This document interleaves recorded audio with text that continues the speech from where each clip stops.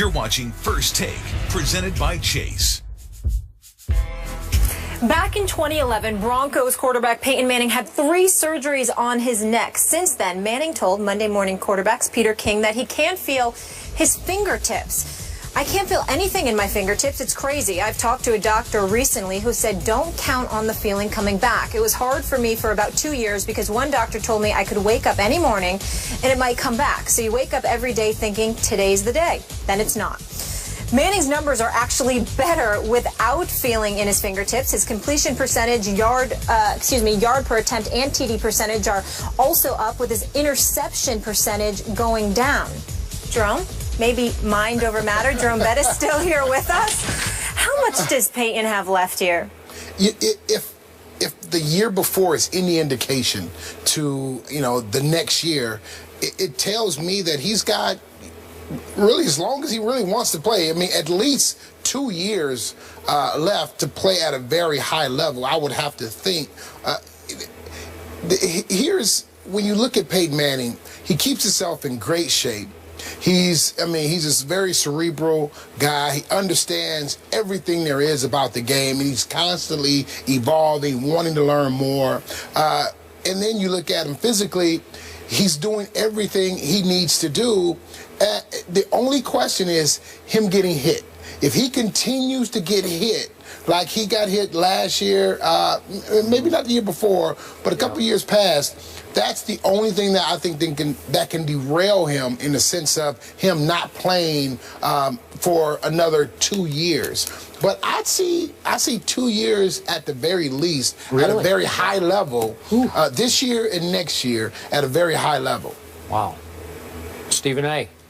I can't believe this is even a discussion. The last couple of years, not feeling his fingertips, Peyton Manning threw for 5,477 yards, 55 touchdowns, and 10 interceptions in 2013, completing 68.3% of his passes. And then last year, he completed 66% of his passes, threw 39 touchdowns, 15 interceptions.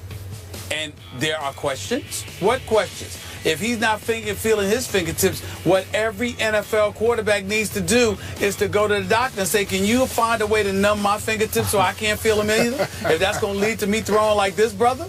I mean, come on now. I mean, with Peyton Manning, here's what it comes down to. You got to watch him as the season wanes, because it's taxing on the body, especially when you're taking those hits. And if that's, to me, that's the only question mark about Peyton Manning. How much durability does he really, really have? We know he's been there, but in the playoffs last year, he looked like a shell of himself, because the players said and knew he was not anywhere near 100%. He tried to play, but he just didn't have it because he had gotten banged up. Something like that happens again, we'll see. But if he's healthy, I don't care about his fingertips. Doesn't seem to affect his play at all. Although, Stephen A., even you said late last year he was taking such a pounding, especially that one game that you kept pointing to, the game at St. Louis. He just got rocked, man. 22-7. I don't think they were ready for that, and he wasn't ready for it. And I'm not sure, even though it was a physical pounding, I'm not sure that mentally he got over that pounding. Then he had the quad injury at San Diego, and then he was a shell of himself. Yeah. Now, down the stretch, they became as devastating a run team as there was in the NFL, and I believe that will continue this year. But I'm surprised you, Stephen A., are saying what you're saying, because I thought near the end of last year, you thought he might be one and done, one more year and done, right? That's how I remember it. Well, yeah, that's exactly, because when we saw how he got beat up against St. Louis, and then how he looked in that playoff game, and if you remember, in the games leading up to the postseason, those last several regular season games, they were running the ball considerably more than usual in a clear effort to protect Peyton Manning, who didn't seem like himself. That's what sparked the debate more so than anything else. Okay. So for me, I'm surprised you're in that mode of he could sort of play as long as he wants to. I was thinking going into this year that this could be a swan song year, just depending on the punishment factor, because he did take a lot really down the stretch, but especially at St. Louis. He can't take that in his late 30s going toward 40. You can't live with that, because you don't want to live with that. He's better than that. He's got broadcasting. I don't know. He could probably be just about anything he wanted to be in a second right. career, right? Yeah. So to me, I'm with you guys to reiterate your points. Feeling in your fingertips has to be way overrated because his QBR was first in the NFL that first year in Denver, first the second year, and it plummeted to third last year behind Romo and Rodgers. And Tony Romo had off-the-chart QBR last year. So first, and third, I thought he should have been MVP the first year, and Adrian Peterson got it. Then Peyton was the MVP the second year. Well, this is an incredible stretch that he's had.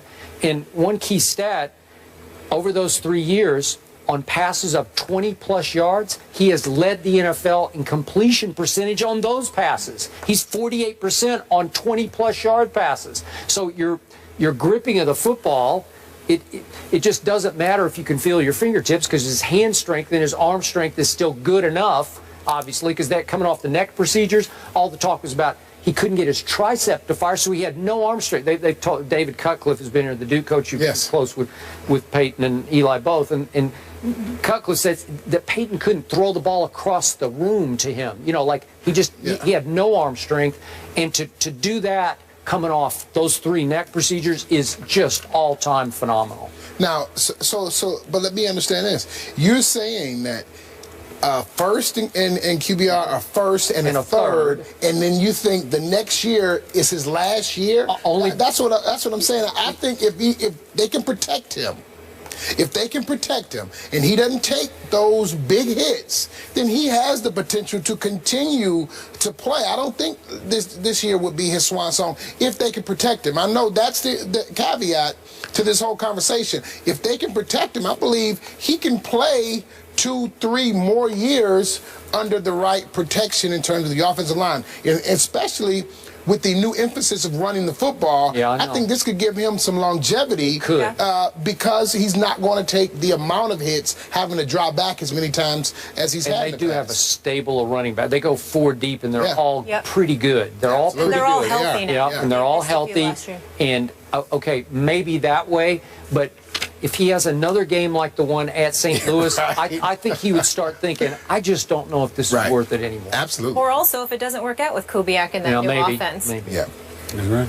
All right, so you guys segued so nicely for me. Speaking of quarterback hits, should quarterbacks be fair game in the read option? Find out who thinks there should be an amendment to the rule. The bus is sticking around. We need your thoughts on this. Yes, we do. We'd love to talk about it.